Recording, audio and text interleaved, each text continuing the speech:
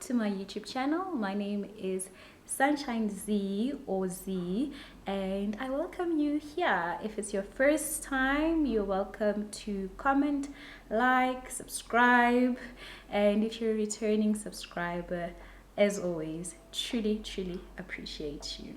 I hope that you're all doing well and that you enjoyed the holiday that we had yesterday, Women's Day. And I just wanted to say that,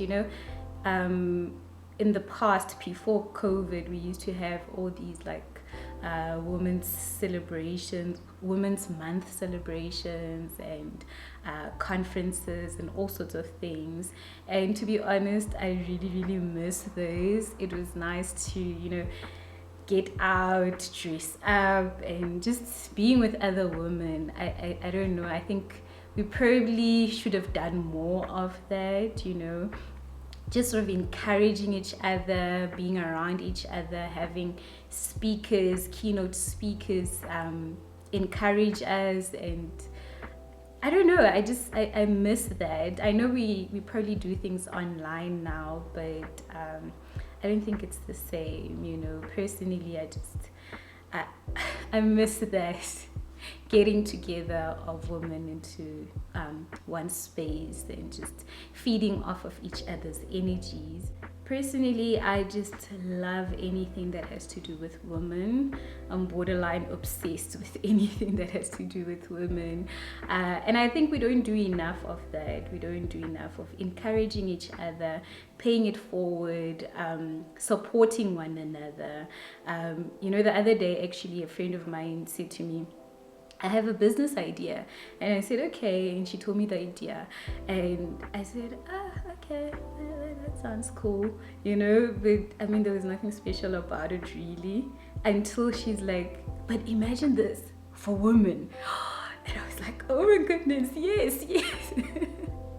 So I don't know when we're going to do that. We should probably work on that, friend. Yeah, but anything that has to do with women, I hope one day that I can be able to say that I advocate for women's rights, gender equality, and all of those kinds of things. So yeah, I hope you had a lovely day and will enjoy the rest of this Women's Month, and you'll find ways to make a difference, as I said last week. So yeah, let's get into this video. Today's topic is one that could be potentially triggering, but I think it's one that's important that people know about, because I think it's one of those things that we all probably do or have done in the past, and maybe we were not aware of what it was that we're doing. I think behind it is good intentions, but it can come across as something different. So today's topic is toxic positivity. So I'm going to be talking about what it is and how we can maybe try and avoid being toxically positive, right? So I'm going to start with the definition, and I found this on Healthline. I thought this was just sort of more appropriate of a definition of what it is.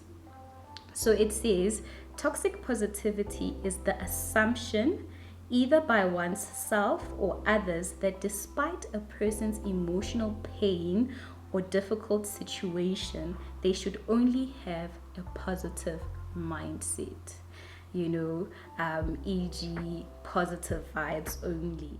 Now, when you hear this term, you might be thinking, but how can being positive actually be toxic to somebody else? And I think I just want to help you in that.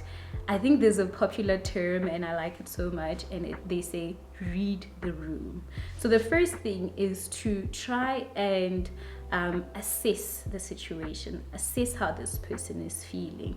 So this person might be in tears, or sometimes people don't cry like actual tears, but you can see that they have tears in their eyes.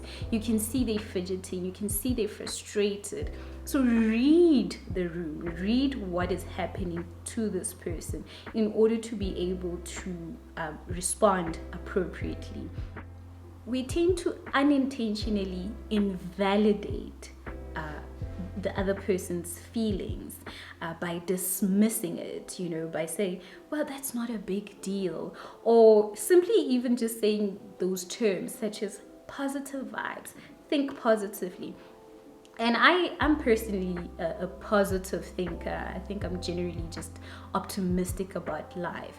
But when it comes to certain things, you can't just be like, oh, look on the bright side, or just don't think about that. You're not dismissing how this person feels. You're dismissing their feelings.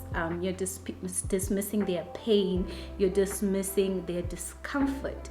And how dangerous that is, that, sometimes we dismiss people's comfort where they are sharing with you that they are uncomfortable about a certain thing, and you say, but it's not that big of a deal. So I think it's something that we have to be very, very careful about when it comes to how we interact and communicate with others. I think that at times we find ourselves in situations where we perhaps might not know how to respond. We don't know what to say. And my go-to sometimes is to say, keep quiet about it at that point. If you are unable to say, give the person a hug, or just express some form of non-verbal empathy, then perhaps keep quiet. I know it might seem like you're being cold, but I think you'd rather have kept quiet than to say something that might actually discourage the person.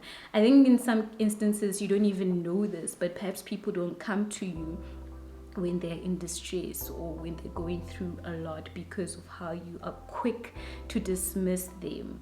And it happens even, unconsciously, that you choose even which friends to tell about particular things. And you must take the time to review and say, amongst my friends, am I the person that people come to when they have problems? Do they? And I'm not saying, you should be the person they come to, but there's something, not so right if you are the last to find out about something. So perhaps you were being toxically positive towards that person. And I know sometimes it's a way to sort of, because we don't want our friends to be going through something that's stressful or something unpleasant. So sometimes it's your way of saying, friend, let's not focus on that. But what that friend needs at that time is for you to listen, is for you to empathize with them. And not necessarily for you to have the answers or the solutions to their problems, but just for you to listen to them and not invalidate what it is that they are feeling. So by simply saying, but let's not focus on that, let's talk about something else, And I'm not saying you shouldn't, for example, sometimes when you're going through a stressful time, a friend can come and say, I want to cheer you up, let's go watch a movie, or let's go do something fun. I don't think there's anything wrong with that. But as I said, it's in the moment that they are telling you about what they are going through. So the movie is appropriate. Maybe the following day, maybe the following week, you can recommend something fun for you guys to do. But in that moment, in that phone call, in that chat session, what they need for you to do is understand them and empathize with them. Like I said, you don't have to say fancy words. And if you don't know what to say, really just say, I'm so sorry that you're going through that. I'm sorry. I love you. Affirm them. I'm really, really sorry that you're going through that. Don't promise things that you can't make sure will happen. So for example, sometimes we tend to say, it will all be okay. But that can be very dangerous as well, because we don't know that, right? For example, here's COVID 18 months later, and it's still here and you're still going through that. So you can't necessarily say to somebody, it'll all be over. Yes, I mean, I believe in seasons, it's not going to last forever. So it will pass. But, don't be quick to say that, because it's almost like you're just rushing to when it is over, And if it's something really, really distressful and that's overwhelming for you, and it's very, I mean, you need to assess the situation. If it's something that's quite hectic, then I would recommend that maybe you refer them to somebody else to speak to about that, a professional perhaps, or just somebody else that you trust, to say, you know what, friend, I heard you and I'm sorry that you're going through it. I love you. But please, can you consider speaking to somebody professional about this? And don't be afraid to even say if it's a pattern. Say, friend, it seems to be something that has been happening for some time. So note those things. And I'm not saying don't address issues. I am just saying that don't dismiss issues. So if you can address the issue, be empathetic, be gentle. You know, always be kind when you are dealing with such a situation. Do not ever dismiss them, and note what it is they are saying. Listen.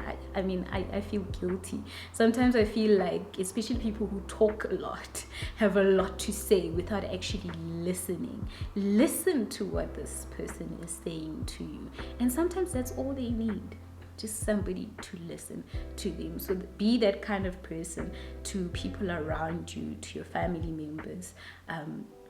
You know, be a safe space for them to talk to you, to communicate with you about even the most stressful, even the most tragic, traumatic experiences. I think they would really appreciate somebody who's empathetic, somebody who listened to them, rather than somebody who's just positive, somebody who says, get over it. And oh, okay, you're probably not going to say it in that way, but sometimes we say to people that they must get over it. We say, you're still talking about that. And I mean, that's very insensitive, because we don't get over things in the same rate. So the same thing might have happened to me and you might be over that thing in 6 months' time. I might still be processing, I might still be going through the healing journey of that thing. And you know, if 5 months later I say to you, you know, I still think about that thing, it's really not helpful for you to say, you're still on about that, you know. If it's something that maybe you do feel that I should have been over at that point in time, as I said, you can refer me to somebody else to say, you know what, I think this is something that you should probably deal with, because perhaps it's affected you at a deeper level than it did me. So always just think about it that way, to say we might experience the same thing, but we don't process it the same way. It doesn't affect us the same way. I'll be going through some examples of what people say and what you can potentially say. I'll actually even put some of them somewhere and try maybe link some sources. I'll see. Instead of saying you'll get over it, you'd rather say it's hard, but I believe in you. Instead of saying don't be so negative, you could say it's okay to feel bad sometimes.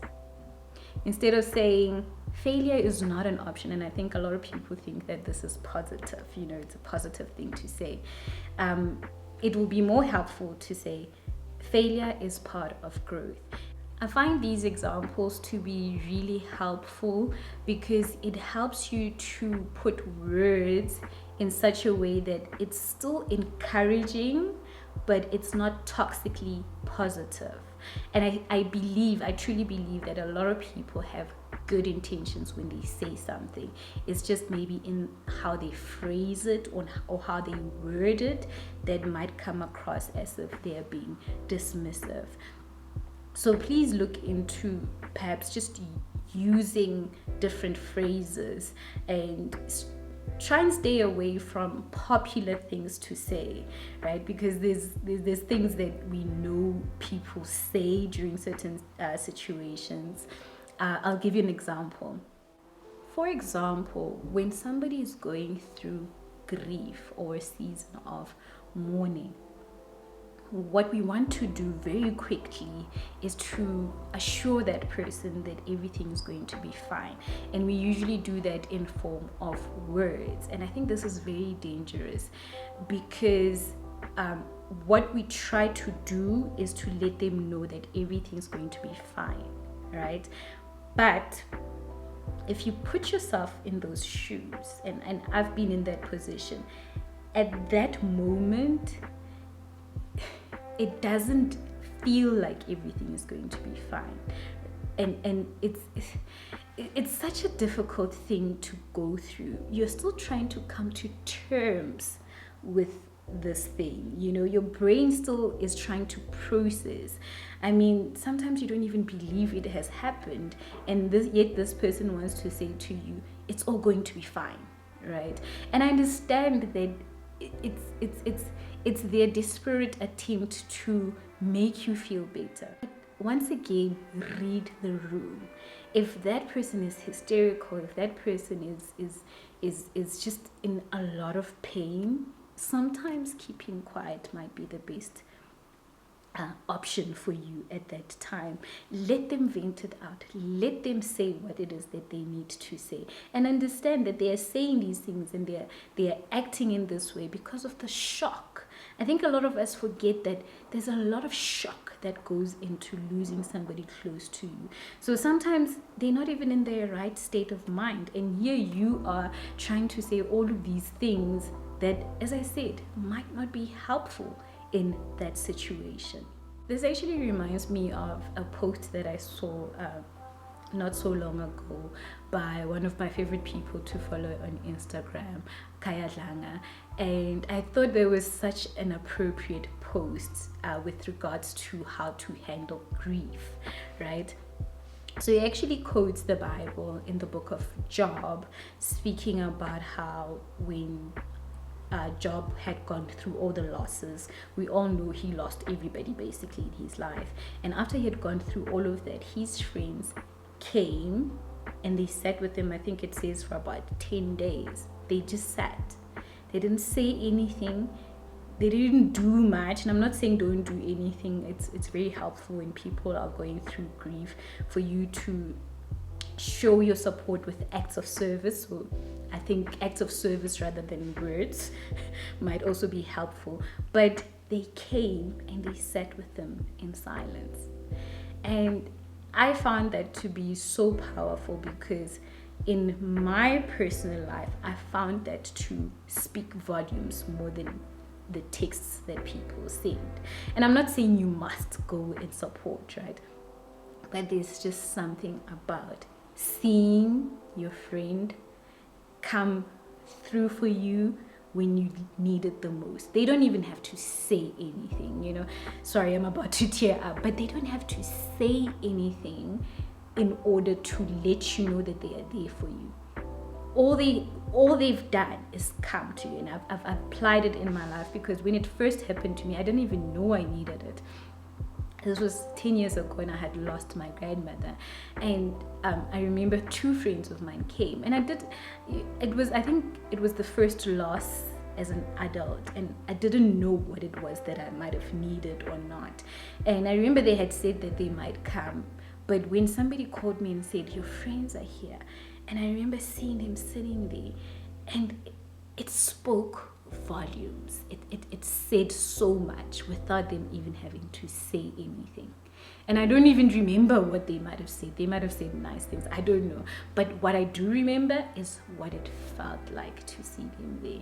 And even just numerous occasions where friends came, that really means a lot. More than their words, more than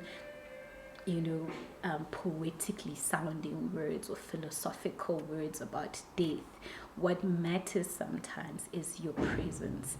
And as I said, even acts of service might go a long way. So we don't always have to say something. If you don't know what to say, you don't always have to say something. You can show love, you can express love in different forms. When people are going through a very difficult time, It's natural to want to encourage them. It's natural to want to cheer them up. But please be sensitive to their needs at that moment. Try to listen to them. Don't invalidate them. Don't dismiss them. And don't try too hard to be positive in that moment. I'm not saying be negative, but don't try too hard in your being positive. Thank you so much for joining me for yet another episode. I do hope that you will join me for the next one. Until then, do take care. Love and light to you all.